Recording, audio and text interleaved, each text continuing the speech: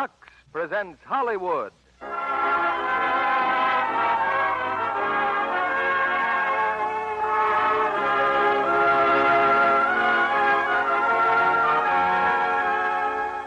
The Lux Radio Theater brings you Joan Fontaine, George Brent, and Don DeFore in The Affairs of Susan.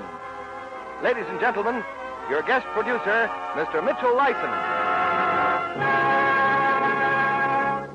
Greetings from Hollywood, ladies and gentlemen.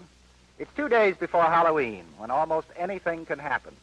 So we're jumping the gun a little to introduce Miss Susan Darell, to whom anything can happen and a lot of things do, owing largely to her own capricious nature and the arrows of outrageous fortune. You meet her in Hal Wallace's production, The Affairs of Susan, a Paramount picture, starring Joan Fontaine in what I think we can refer to as the title role, with George Brent and his rival suitor of our drama, Don DeFore, as co-stars. All are cast in their original screen roles, in a merry-go-round story of a highly unpredictable woman and the four persistent men in love with her. Of Joan Fontaine, I have some vivid recollections from the last time I was on location with her. We were shooting a picture up near Albion in Northern California, where there was something of a housing shortage. Joan took a large house and proved a marvelous daytime hostess to our company. Not to be outdone, I made myself proprietor of the local inn, supplying room and board and doubling in the kitchen for the chef. Well, the result is I've developed a yen for whipping up special dishes at the slightest excuse, so that all my friends realize if they want to spend a weekend on my boat, all they have to do is praise my cooking and they're sure of an invitation. However, I play safe, and I make sure there's a package of Lux Flakes tucked in with the supplies. And no matter how much of a mess I make of the galley, Carl, my steward, just reaches for the Lux and grins happily as he plunges the dishes into a foaming, bubbling basin of Lux Flakes. And speaking of plunging, let's plunge into the first act of The Affairs of Susan, starring Joan Fontaine as Susan, George Brent as Roger Berton, and Don DeFore as Mike Ward.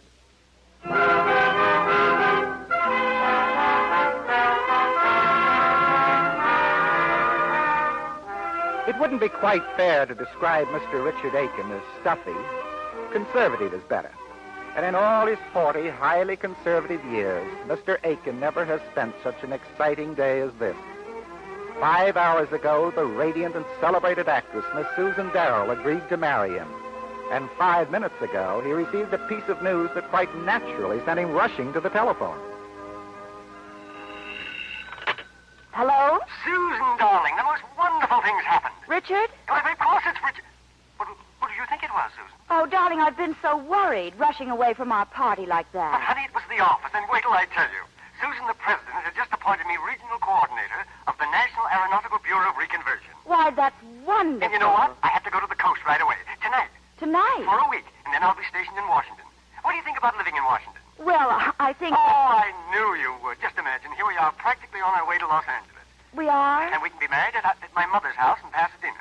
Richard, couldn't we wait until you get back from the coast and then maybe... You love me, don't you, Susan?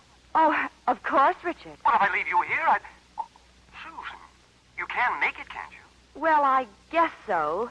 But some of the people are still here from the cocktail party. Still and there? Who? Not Roger Berton. Oh, no. William Anthony? That writer? Oh, I'm... Darling, he left right after you did, and so did Michael Ward. Oh. Did they upset you, Richard? But I keep telling you, dear, you really know so little about What me. have they got to do with my knowing you? No, don't answer that now, darling. Now, I suggest you start packing your things, and I'll pick you up at 11 o'clock. I'd come earlier, except that, well, I've been rather tied up for a while, so why don't you get rid of those people and take a little nap if you can? Just as long as you're all ready to leave at 11 o'clock. Oh, I'm a very happy man, Susan. Goodbye, darling, and I'll see you soon. Come in. Come in. Oh, hello there, Mr. Berton, and Mr. Ward, and Mr. Anthony. Well, so you were all able to make it, hmm? Look here, Aiken, what's this all about? I told you once what it was all about. At the party this afternoon, the three of us told Aiken to call on us if we could be of any help to him. And you can be of help, definitely. Oh, I'm very happy Mr. Berton was able to get a hold of you. What kind of help? Well, it's really very simple. Susan is about to become my wife. But I haven't known Susan very long. I haven't had time to study her. And this afternoon, well, I'm afraid each one of you gave me an entirely different picture of my fiancée. Well, if you're going to listen to now, debate, And so I invited you to dinner, so you can tell me all you know about Susan. I want to know where you failed, so I won't make the same mistakes. I don't see any dinner. It's all ready. You'll just step inside, gentlemen. Well, this is nice.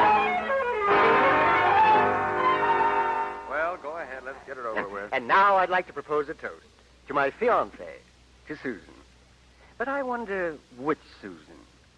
Gentlemen, I'm a little upset. Now, wait a minute, Aiken. If you think I'm going to sit here and blab my head off about Susan, you're nuts. Bill's right. I'm getting out of here, Well, too. now, please. I love Susan. And I thought you'd all want to see her happy, too. Certainly, and the more he knows about Susan, the better chance he has. Oh, so you're going to pour your little heart out. I have to. Mike has evidently given the impression that Susan is nothing but a party girl, and you with that. Yeah? Well, you must have convinced him that she's an intellectual or a brain trust. And I'll tell him about the real Susan. Well, Aiken, I might as well begin at the beginning. The Susan I first knew, the truthful, earthy, sincere Susan. Well, look, you fellows, are you going to go? Go. Yeah, come on, Mike. Now, wait a minute. Maybe I'd better listen to this. Matter of fact, I don't trust Roger either. Well, Aiken, when I first met your future bride, she was very young. I was fed up with Broadway. Everywhere I turned, there were a million would-be actresses. You see, I'm a producer. Oh, yes. So I ran up to Rhode Island and took a little cabin on the most desolate spot I could find. But it wasn't desolate enough. An actress by the name of Mona Kent followed me up there. Ha! Shut up. But I outwitted her. I ran away. Well, that is, I rode away. Clear across the bay until I found an island. It had one house on it. I made a deal with the old man to put me up for a while. That evening, I found out that I wasn't as smart as I figured. All right. Come out of there.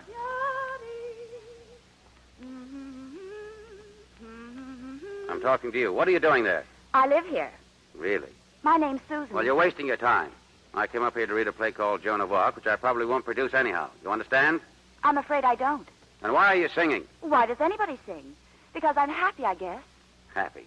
Where did you rent that costume? Well, these are my work pants. Well, you're not going to work it on me, see? You know who I am, don't you? The new boarder, Uncle Jemmy told me. You also know my name, don't you? No. Roger Berton. Well, what are you mad about? Furthermore, you know that I'm a well-known producer, don't you? What do you produce? Are you trying to rib me?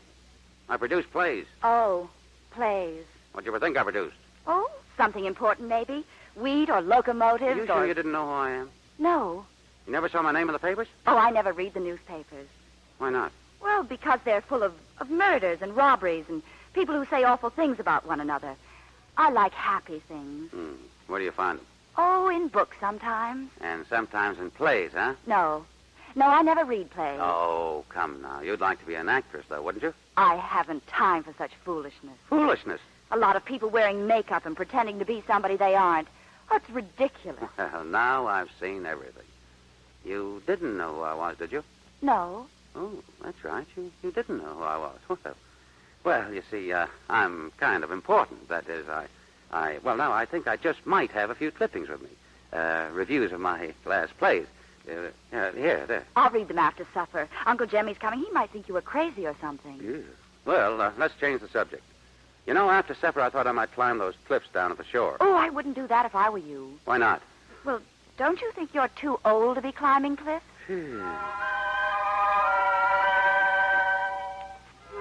Well, Aiken, that's how I met Susan Darell.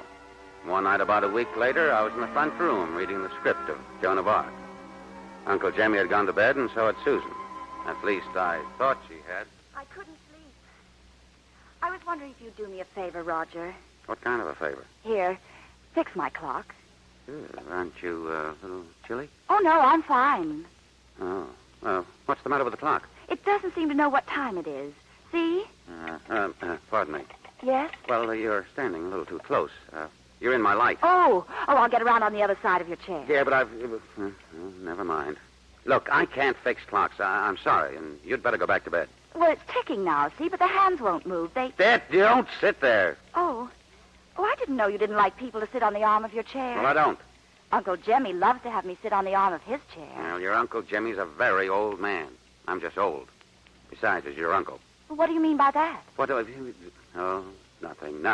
Well, if it's the clock that's making you so cross, just forget That it. clock isn't making me cross. I'd be cross without a clock. Why don't you go to bed? Why should people go to bed when they don't... Where are you going? Out to get some air.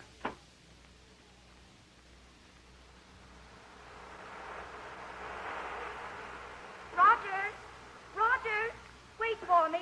Roger, please wait for me. Now, what do you want? Nothing.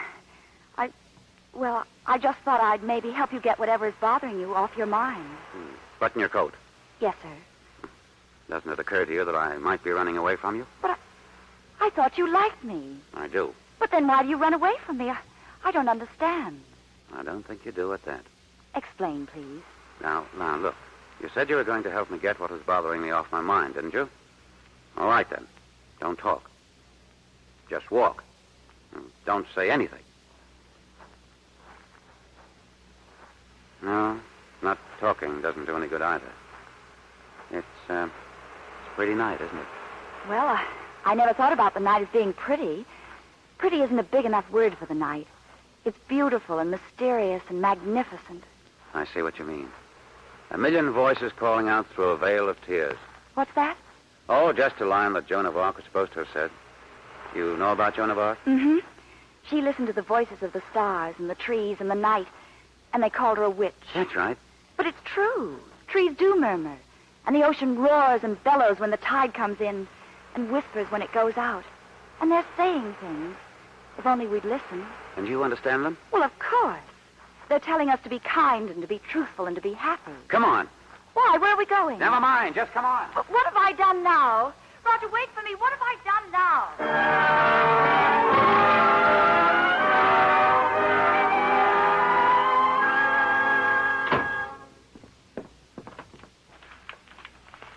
My goodness, Mr. Burton. Something wrong? Oh, no. Nothing's wrong, Uncle Jimmy. You're slamming all over the place. Susan. Oh, we've just been walking on the beach, Uncle Jimmy. Here, Susan. Here, read this. You have, huh? Read it. There where it says Joan of Arc. It's a play script. And so you condemned to death the girl... Wait a minute. Now, look. You are Joan of Arc, and you're being burned at the stake. Land sakes, what for? What for? Because she's a great savior, a brilliant woman, honest and earthy and sincere. Because she's a saint. For goodness sake. Yeah, go ahead, Susan. And so you condemned to death the maid whose only fault was being true. The voices that I hear in the winds and in the trees and from the blue, blue sky are louder and clearer than all the rattlings of your chains and the crackling of your fires. You think you kill me? You give me life. A heap of talking for a woman to say when she's burning. Susan, you've got it. Got what? The voice, the quality, everything. I'm going to make an actress out of you. An actress? But I don't want to be an actress. Do you think I meet people like you every day? Oh, but actresses... Don't argue with me. Well, don't shout at me. I don't want to be one. Listen, you little idiot. I'm going to make you famous, a star on Broadway. I don't want to be a star on Broadway. But, Sue, honey, it pays better in housekeeping. I don't want to be an actress. I don't want to be an actress. All right. Now try it once again. And the voices that I hear in the wind and the trees and the blue, blue sky are louder and clearer to me than all the rattlings of your chains and the cracklings of your fires. You think you kill me? You give me life. Perfect. But, Roger, I don't want to be an actress. You're going to start that all over again. What do you want to be? Stuck on this mud flat the rest of your life? It's not a mud flat. It's a beautiful island, and I love it. Oh, instead of being a silly little country girl on your beautiful island, you're going to be a celebrated woman. Dozens of men will fight over you. Women will... Oh, I don't want Don't that. be ridiculous. Every woman likes to have men running after her. I've had that. What? I'm going back to my room and lock myself in. Susan, I want to speak to you. Oh, Susan, please, open the door. What do you want? Well, I'm sorry I yelled at you. We've been rehearsing so much, and I suppose I'm a little on edge. Well, I'm sorry, too. Yeah, why, you were so excited you forgot to tell the truth. I did? Yes, you said you had lots of men run after you. Well, that's true. Yeah, what? Well, last year the Coast Guard anchored off here all day. They were all over the island. Oh, you're a charming child, Susan. I'm not a child. You've never been in love, have you? No. And I don't suppose you've ever had anybody in love with you either, have you? Yes. Yeah, you have? The mailman. Oh, well, that old geezer, why, he's old enough to be your grandfather. Oh, that's the new mailman. There was an old one, you know. The new mailman is old, but the old mailman is young. Oh, I see. And he was in love with you? Well, he said so. He was trying to kiss me all the time. Did you let him? Of course not. Why? Oh, kind of silly. And he said I'd love it if I did. But I didn't. What's the matter? Look, Susan, in a few days we'll be going to New York. I think I'd better tell you something right now. I'm in love with you, Susan. Oh, but of course. I love you, too. Didn't you know that? No, I don't think you quite understand. I said I was in love with you. Well, is there any difference? Oh, quite a difference. I love football and tenderloin steaks, but I'm not in love with them. I'm in love with you. Well, that's what I meant, too. Yeah, but how do you know? Well, I'm going to be an actress, am I not? And I didn't want to be, and I've learned all those speeches, and I've let you shout at me and bully me, and I did what you wanted me to, didn't I? Isn't that being in love? Yes, I guess it is. Will you marry me, Susan? I certainly will. Tell me, do you think it would be silly if I kissed you? Well, I'd have to try it first. Well, what's the verdict? That's nice. Oh, that's very nice. In fact, now I'm sorry about the mailman.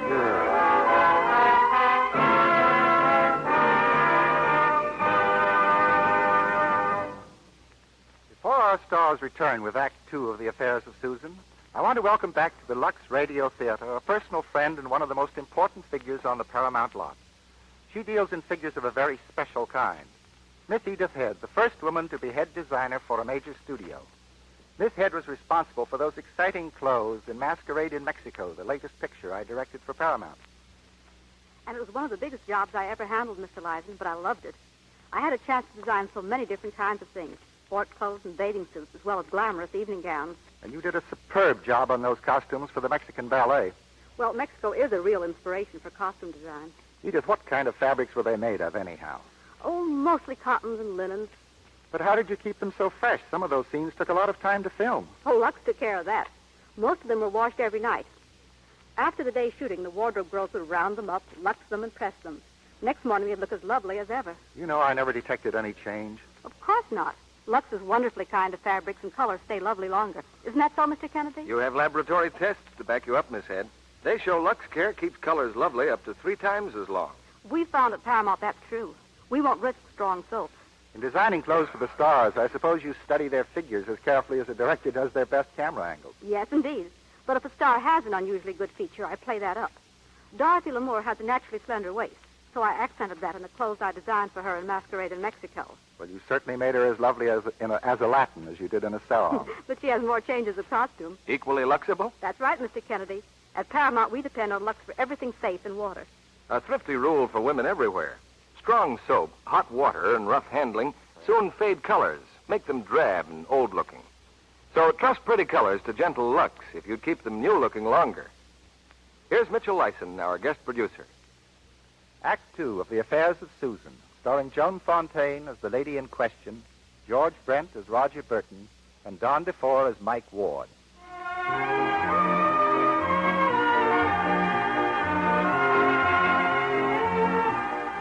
So Richard Aiken wanted to find out about his bride-to-be, did he? Well, Richard Aiken is finding out plenty. His source of information continued to be Roger Berton. Now, let's see. Where was I? She kissed you. Susan kissed you. Yes, Richard. And then she married me and came to Broadway. Okay, you finished? Now, wait a minute, Anthony. I'm the one who comes in next. Now, relax, both of you. I haven't told Aiken the good part yet. You haven't? No. The night Joan of Arc opened, who should barge into Susan's dressing room but Mona Kent? You remember Mona? The blonde gazelle who chased me all the way to Rhode Island? Well, Mona was very sweet to Susan. Even brought her a pint of brandy. Mona always said there was nothing like a little brandy to settle the nerves. By curtain time, Susan, who had never tasted anything stronger than clam juice, was pie-eyed. Well, we managed to hold the audience, and thanks to a doctor and a quart of black coffee, she finally got ready to go on the stage. I'm all right now, really I am. Oh, how could you fall for a trick like that? Couldn't you see what Mona was up to? But she said that you would send her. Oh, boy, I'll fix her if it's the last thing I do. She'll never get another job on Broadway. She won't even be able to carry a spear. Waiting, Miss Darell. Good luck, darling. Thank you. Susan was the greatest Joan of Arc the stage has ever seen. Yes, Aiken, that's what all the critics said. But I lost my shirt. That season, everybody wanted to see musicals. Still, I would have gotten most of my dough back if Susan hadn't run into a couple of reporters. But I only told them what you told me, Roger. I distinctly remember you saying that we hadn't taken in enough money to pay the ushers and that... Oh, but you didn't tell that to the reporters. You couldn't have. And that it's a fine play, but nobody wants to see it. Was that wrong? Wrong? Why, you've only wrecked every chance I ever had of getting any new money for the play and to keep the play going. Darling, won't you please stop being so outspoken? You've got to adapt yourself. I'm sorry, Roger. I'll try to remember. Well, a month later, I found a gentleman with a lot of money and an interest in the theater. His name was Donald H. Cusp, and he promised to back my new show.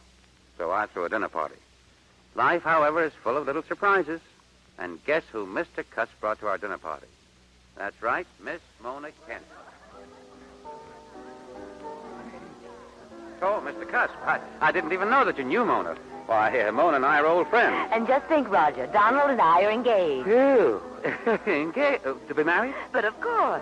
Oh, where's Susan? Oh, well, she's around somewhere. Shall we go inside? Just a second, Roger.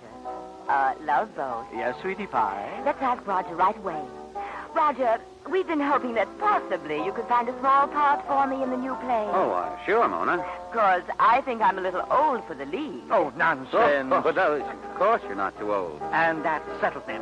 She plays the lead, right, Mr. Benton? Certainly. Had you in mind all the time. Mona, will you introduce Mr. Cusp to all the people, huh?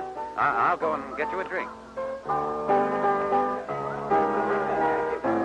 Susan, darling. Oh, hello, Mrs. Oakley. Well, Roger's been looking all over for you, dear. Oh, he'll find me. I'm being very good and not saying... Oh. What's the matter, dear? Your diet hasn't helped you a bit, has it? I've lost over 2 pounds. You have really? Well, you don't look it. Why, Susan. And what are you doing here? Well, you'll find out, darling. Roger has just given me the lead in this new show. But you're crazy. Roger wouldn't even let you carry a spear. Susan, I've been looking all over for you. Oh, this is Mr. Cusp, dear. How do you do, Mr. Cusp? You remember my speaking about Mr. Cusp, don't you, dear? Mr. Cusp is also a friend of Miss Kent. In fact, Miss Kent is engaged to Mr. Cusp, which I think calls for congratulations. And, of course, you remember Miss Kent, dear? Yes, I have met Miss Kent, and I'd rather not have met Miss Kent again. Oh, don't you mind my wife, Mr. Cusp. Just a ribber at heart. You're only being polite to her only because she's in our house. Isn't that true, Roger? Well, I haven't learned that lesson yet, so will you please get out, Miss Kent?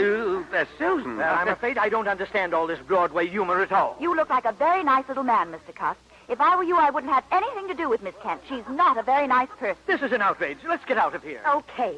But let me tell you something, sweetheart. I'm not even listening. That precious husband of yours would get down on his knees to have me do this show. But he won't have to, because there isn't going to be any show. Come on, Love Boat.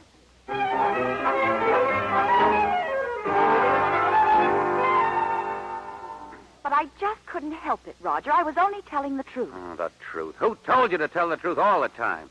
It just isn't civilized. Look what you did tonight.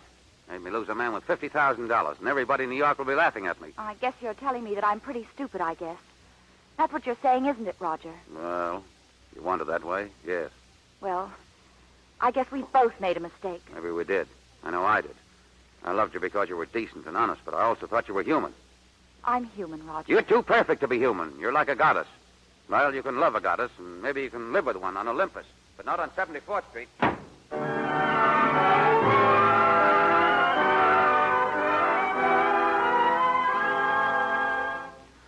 Poor Susan.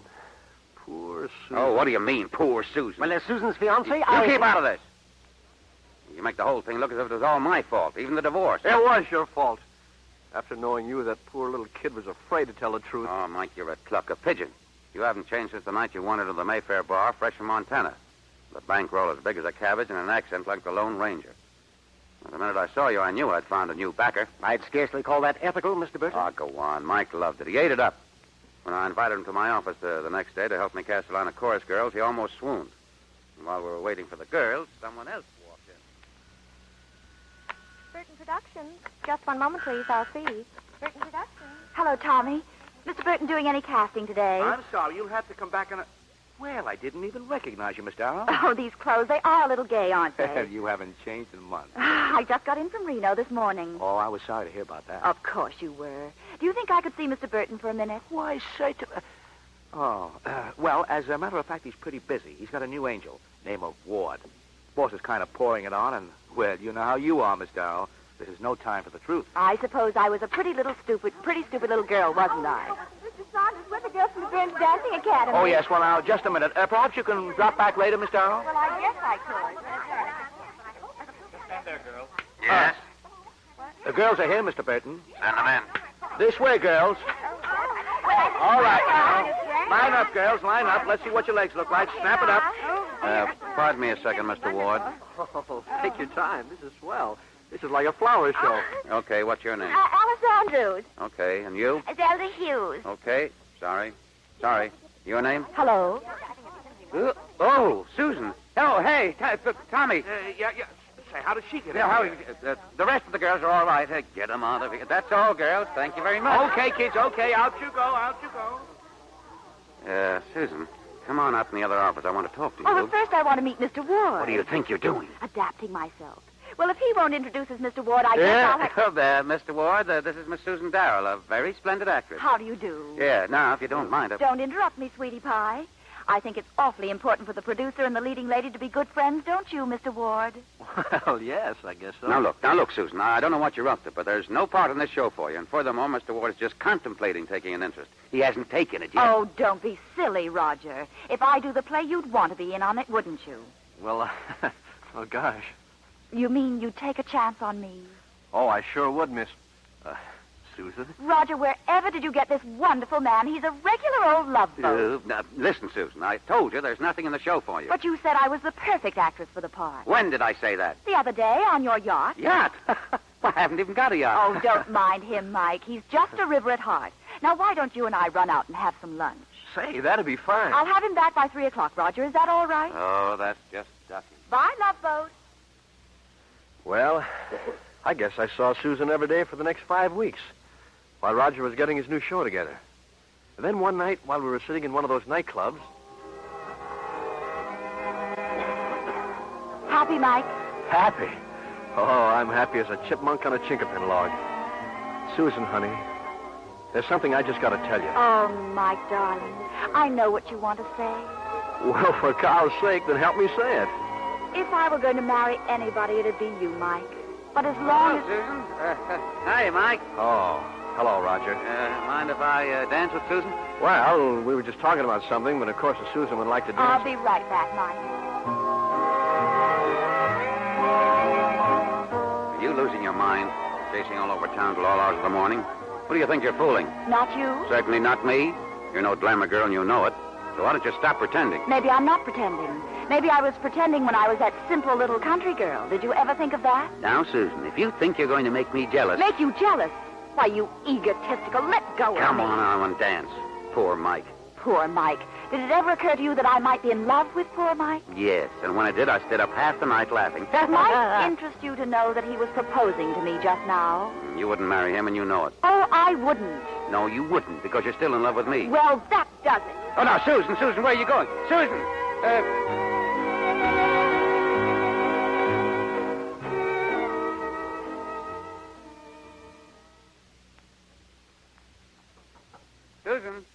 Susan!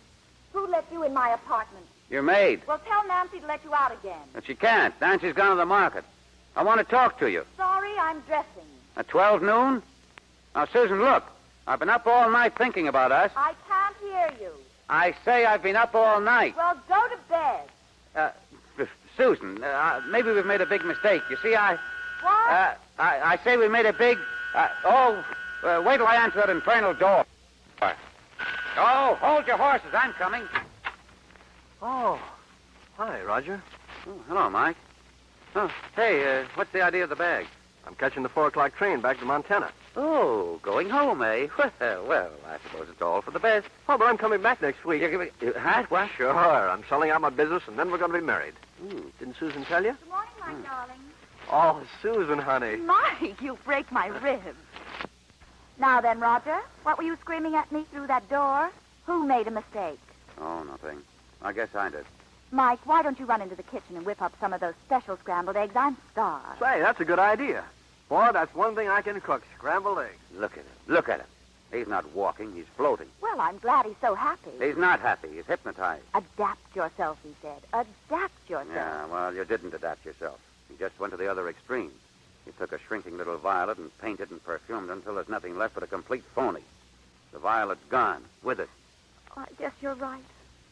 I'm a fool. You hate me, don't you? Oh, now, don't get yourself all worked up. But you do. Everybody hates me. Maybe I am dishonest, but I did it only to hold Mike and not lose him the way I lost him. Oh, now, Susan, please. I just mean to hurt you. Oh, now, come here. Now, put your head here on my shoulder. Well, Mike, you haven't got the eggs done already. I couldn't find the butter. Oh. Well, it's in the icebox. Yeah, well, I guess I better be going. So long, everybody. Seems in an awful big hurry, doesn't he? Getting so I don't like him. Always hanging around and... Say, have you been crying, honey? Oh, no, it's nothing. Is there something he's done? No. Well... No, he only said that... What? That his brother just passed away. I felt so sorry for him, that's why I'm crying. Oh, well. Oh, gosh. Come to the end of the trail, huh? Well, that's life. Death. Yeah. What'd you say the butter was? In the icebox. Mike, I feel awful. I think I'll go lie down for a while. Okay, honey. You go and lie down now, and I'll take a walk around the block.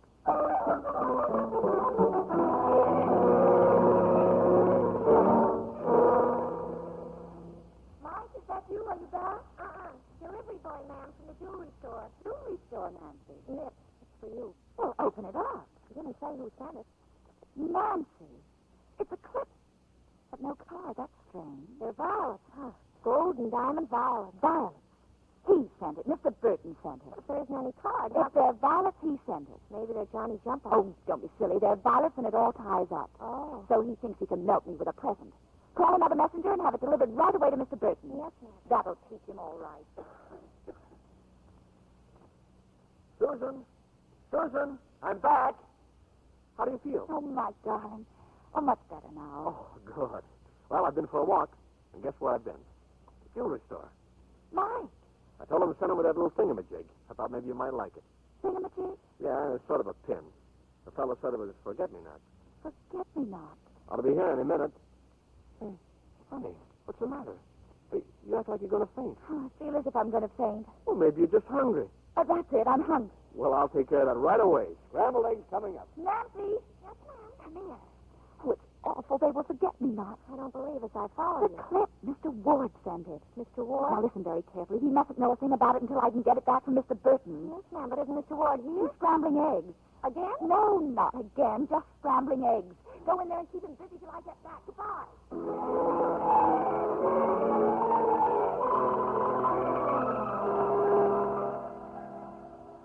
Susan, well, come in. Roger, I'm afraid we're in a little trouble. Well, if it has anything to do with this clip you just sent over... May I have it, Roger, please? Sure. Thank you. What are you going to do now? Send it back to the jeweler's. If you'll let me use your phone. Wouldn't it be just as simple to take it home? No, too simple.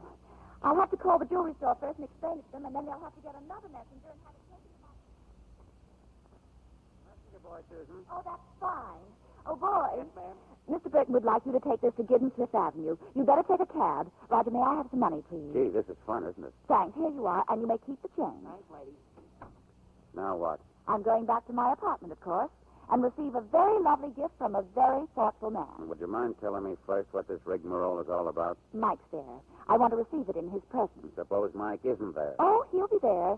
The old dear was scrambling eggs when I left. He was scrambling eggs when I left. What is this, a career? Who is it? It's me, Mike. Oh, the eggs are done. Oh, he'll kill me if he finds out I'm here. Not until I've killed you Get first. rid of him quick. Where are you going? I'll just run inside here until he's gone. Coming, Mike. Hello, Roger. Well, I know all about it. You do? Yeah, it's pretty tough, partner. What? Death. Death? How old was he? Oh. Yeah, I'm the same way. I have a tough time remembering how old my brothers are, too. Probably just in the prime of life, huh? Oh, great. Oh, yeah. Prime of life. Only brother? Yep. Poor old Albert. I can remember like it was only yesterday. Mike, what are you looking at? That's a nice mirror on your wall, Roger. Oh, yeah. Yeah. Glad you, Susan reflection in the mirror, isn't it? Well, take a look. Oh, just assume not. Well, then take a look at me. Yes, Mike. Oh. Hallway floor to bedroom. All clear. You can come out. Roger. Roger.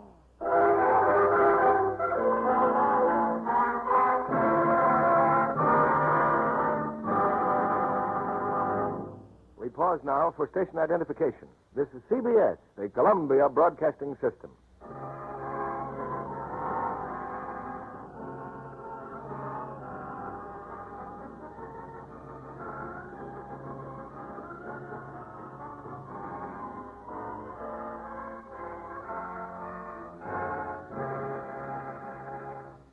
Joan Fontaine, George Brent, and Don DeFore returned in a moment for the last act of The Affairs of Susan. What were you doing today, Libby? Stargazing. In the daytime? Mm-hmm. I was over at Paramount last week and saw Veronica Lake. I'd like that kind of stargazing. Oh, she was looking wonderful in preparation for the big event you read about. She's just back from a fishing trip with her husband. A vacation? Yes, from her latest picture, Hold That Blonde. And I don't wonder. So strenuous, all full of cops and robbers and chases. A mystery? Yes, and a hilarious one. She and Eddie Bracken get mixed up in all sorts of funny complications. So a quiet little fishing trip was quite a change, huh? That's right. Veronica and her husband have a cunning little cabin up in the North Woods, Where they rough it? including doing their own housework. Imagine Veronica doing the dishes. A pretty sight, I imagine. When she told me she did, I sort of sneaked a look at her hands. She caught me doing it, and then she laughed and said, looking for dishpan hands? So you were embarrassed, huh? Oh, I just laughed and said, well, I don't see any sign of them. Maybe it's Lux. And then she told me she always does use Lux up there for her dishes, just because it takes such good care of her hands. So when a movie star turns homemaker, she's just like other women. Oh, yes. No woman wants her hands to look rough and unattractive. And she needn't. With gentle, twisty Lux Flakes, the difference it makes in your hands is really amazing. Why, even if strong soaps have left them very red and rough, simply changing to Lux will take that red look away. Quickly, too. A great many tests have proved this. And yet it costs so little to use Lux for dishes, Mr. Kennedy. Because Lux goes further. Does up to twice as many dishes, ounce for ounce, as other soaps tested. Remember, it's thrifty Lux for lovely hands. Here's Mitchell Lyson at the microphone. After the play, be sure to join us for a brief chat with tonight's stars and an important announcement for next week. Meanwhile, here's Act 3 of The Affairs of Susan, starring Joan Fontaine as Susan, George Brent as Roger, and Don DeFore as Mike.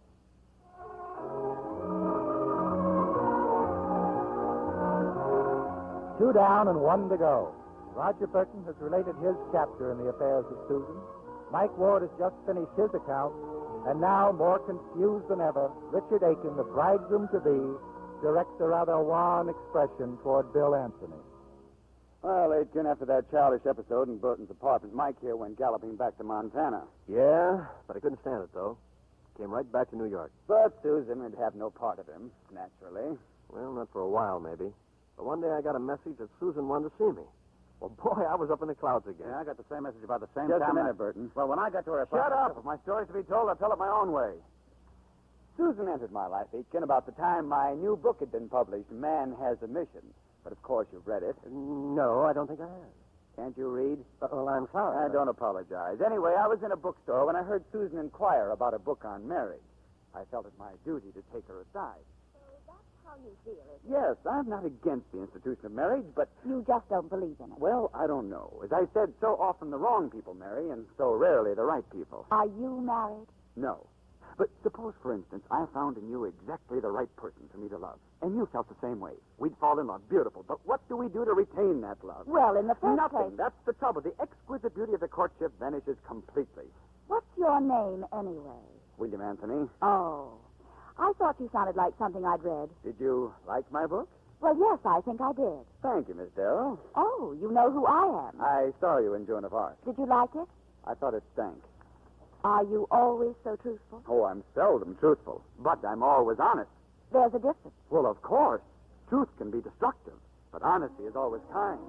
Truth can be cruel.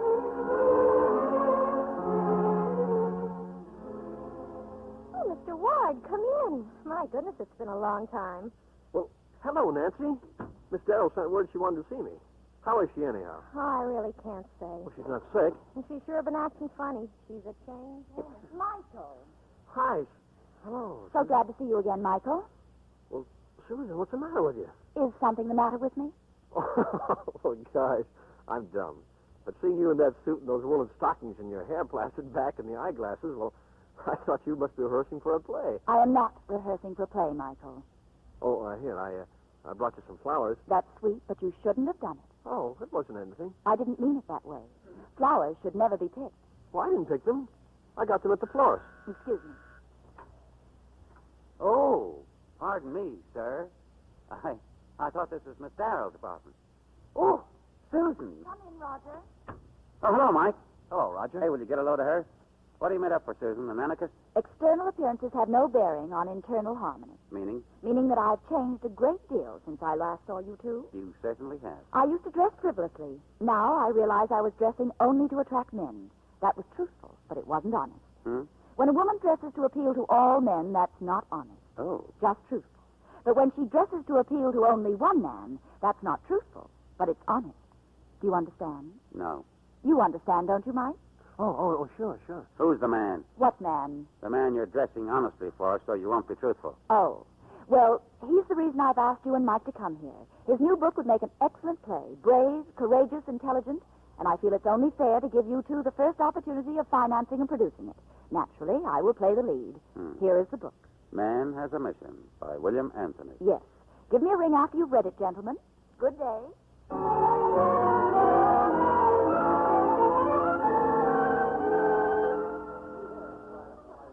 Here I am, Susan. Over here. Hello, William. Here, I ordered a drink for you. Well, what'd they say, Burton and Ward? Naturally, they're very interested. Good. 16 stainless steel twin-screw cruiser. What did you say?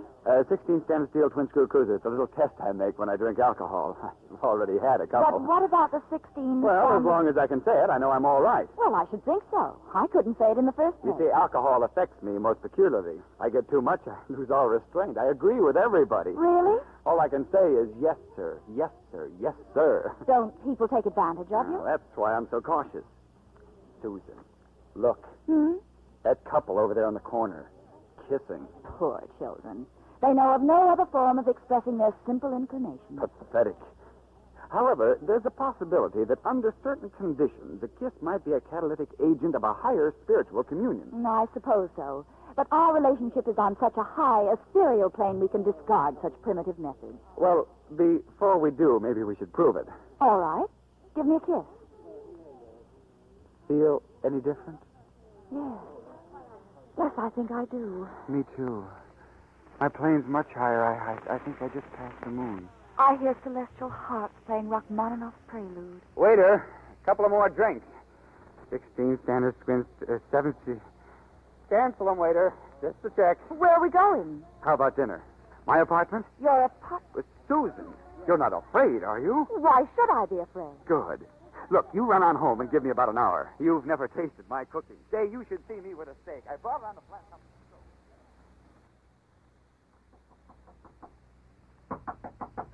Come in. My name's Ward. Mike Ward. Oh, how do you do?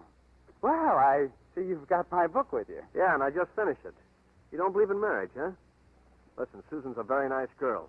And she's going to stay that way, partner, if I have to poke you in the nose. Now, wait a minute. I think you've got me all wrong. And look at this room. All set for Little Red Riding Hood, huh? Oh, even gardenias by our dinner plate. Well, you don't think Susan's coming here, do you? Yeah. But that's ridiculous. Open the door. Oh, there's nobody there.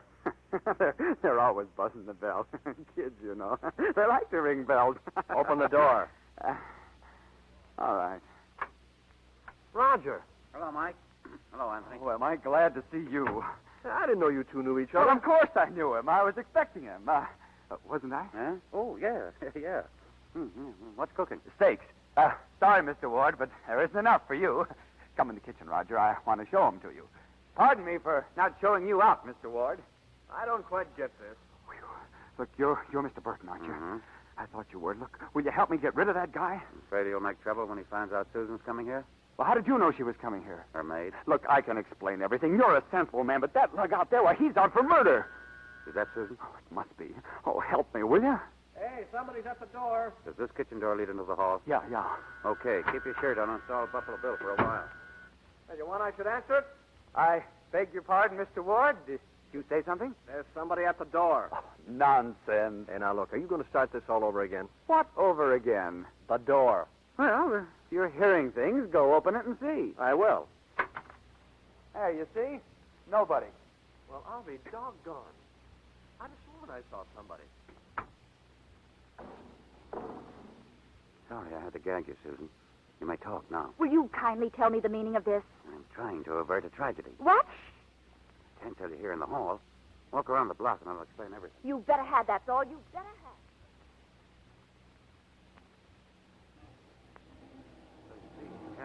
Just gone into Anthony's apartment, Mike would have murdered him. I'd appreciate it very much if you and Mike would get it into your heads that I'm a full-grown and in my right mind. Anyone who doesn't realize that Anthony guy is a phony just hasn't got a mind. Bill Anthony happens to be one of the most brilliant men in the whole country. He's a stinker.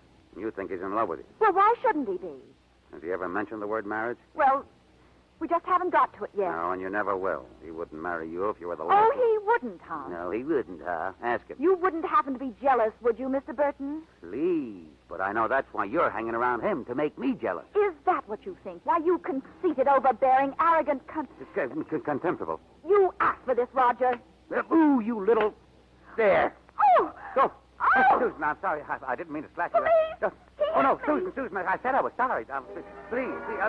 Help! He's beating me! Police! Police! Good night, madam. Oh, police! Well, Aiken, while all that was going on in the street, I was upstairs with Mike here. A couple of minutes, the phone rang with Susan. I escaped through the kitchen door and met her. Must have had a few cocktails because that's all I remember the next 2 hours. When I came to, I was in Susan's car and she was driving somewhere in the country. Do you feel better now, darling? Yes, sir. Yes, sir. Bill, I want to ask you just one question. Yes, sir. Do you love me enough to marry me? Yes, sir. You're sure? Yes, sir. Well, he's somewhere down this road, the Justice of the Peace. Yes, sir. You're sure you know what you're doing? Yes, sir. Oh, no, I can't. Oh, Bill, you poor, trusting idiot. You don't want to get married. You just want to get sober.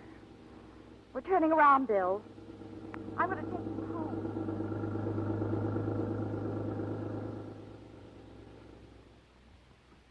Well, that's how Susan and I didn't get married. Frankly, I'm sorry she didn't take advantage of me. Well, Mr. Burton, Mr. Ward, Mr. Anthony, thank you very much. I feel that with the aid of this very informative discussion, I shall be able to carry out my program with maximum efficiency. Program? Susan and I are leaving on the midnight plane tonight. Tonight? We'll be married at my mother's home in Pasadena. Pasadena? That's me. Well, good night. I better be running along now. Yeah, me too. Gentlemen, where are you going? Get out of my way. Hold that elevator. Wait.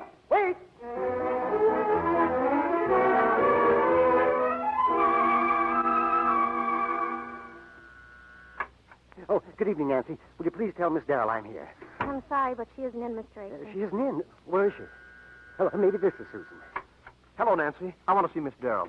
She isn't in. Who says she's not in? She does, the maid. Where's Susan? She telephoned a little while ago. She'll be here in a minute. Oh. The Oakleys. She finally decided to have dinner with me. Now, see here, gentlemen. Miss Darell and I are engaged to be married. The place is busier than a meat market.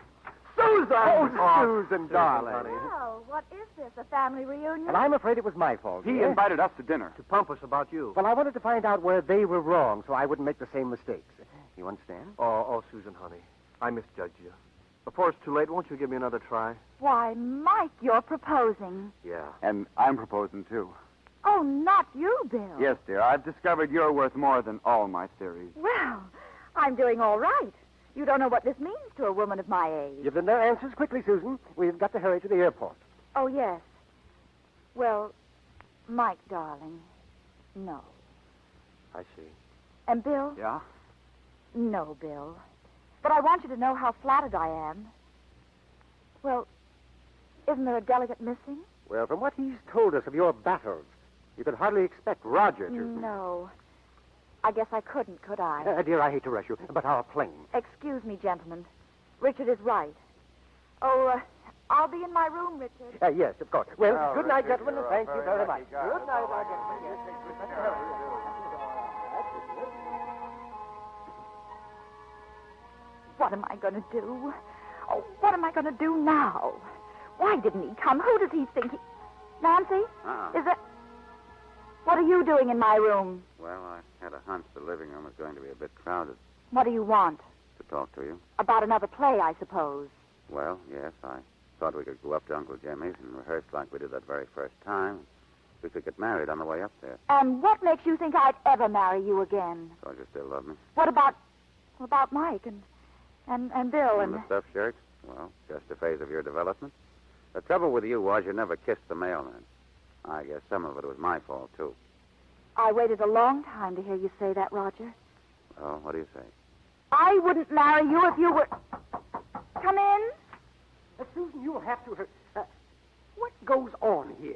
Everywhere I go, men crawling out of the woodwork. Richard, I think there's something you ought to know. We couldn't make a go of it. Well, I was afraid of that, but I was hoping you wouldn't find out. Oh, Mother will be terribly disappointed. So, goodbye, Richard. Goodbye. Well, that settles that. Now we've got to unpack these bags. Why? Well, you can't go up to Uncle Jimmy's dressed as though you're going to California.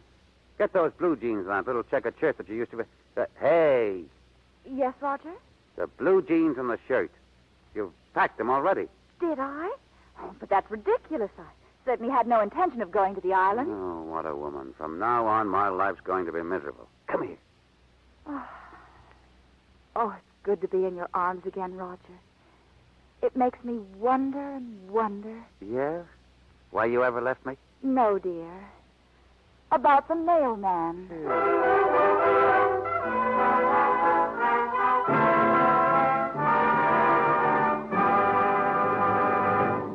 Our stars will return for their curtain calls in a moment. Now, just the other day, one of my neighbors in Hollywood asked me... Why is it, Mr. Kennedy, that my grocer is sometimes out of Lux Flakes? Now that the war is over, I should think we'd have more of everything. It's true the fighting war is over, but we still can't get all the fats and oils this country needs for peacetime industries. Oils are needed not only to make soap, but to turn machines of every sort, even for plastics and synthetic rubber. The plantations in the Far East that used to send us millions of pounds of fats and oils were left in ruins by the Japanese. Well, can't we get fats from somewhere else? Yes, we can. From your kitchen. That's why the government asks every housewife to save and keep on saving for some time to come every drop of fat from frying pan and broiler. Thousands of industries are depending on used fats for reconversion, so they can turn out the washing machines, automobiles, tires, and nylon stockings you want. Do butchers still give points for used fats? Yes, indeed. Not 2 points, but 4 points and 4 cents for every pound. So you can see how important the government thinks fat salvage is. Think how much those extra 4 points will buy now. Half a pound of butter or 10 ounces of bacon. Does saving fats help to make soap more plentiful, too? Yes. Industry gets the used fats, and this releases the fine oils for soap making. So when you save used fats, you're helping industry reconvert faster, helping yourself to get more rationed meats and fats, and more of all things you want sooner. We return you to Mitchell Lyson.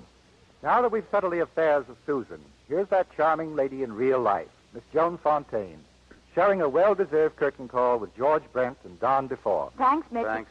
Ooh. It's good to be working with you again.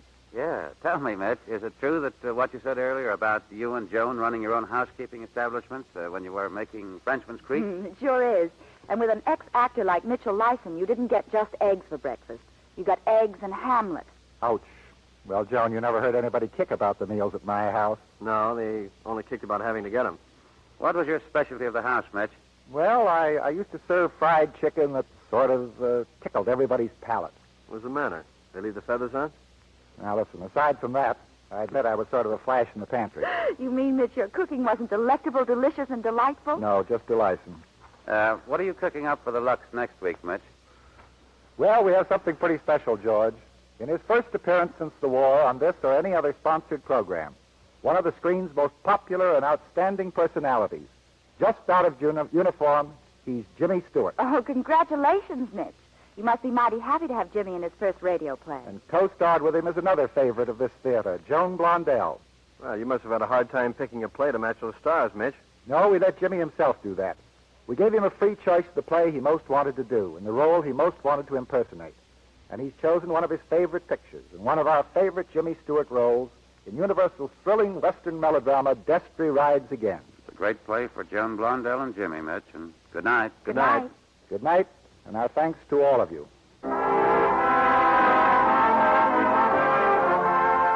Our sponsors, the makers of Lux Flakes, join me in inviting you to be with us again next Monday evening when the Lux Radio Theater presents Jimmy Stewart and Joan Blondell in Destry Rides Again. This is Mitchell Lyson saying good night to you from Hollywood.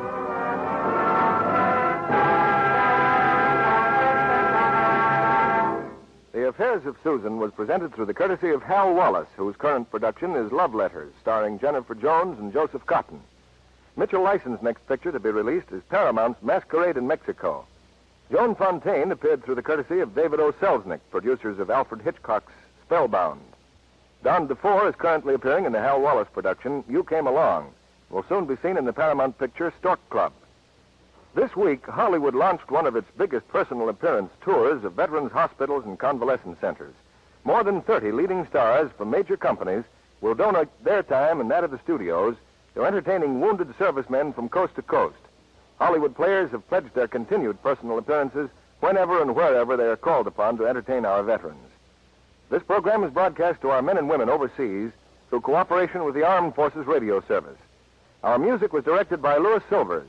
And this is your announcer, John Milton Kennedy, reminding you to tune in again next Monday night to hear Destry Rides Again with Jimmy Stewart and Joan Blondell.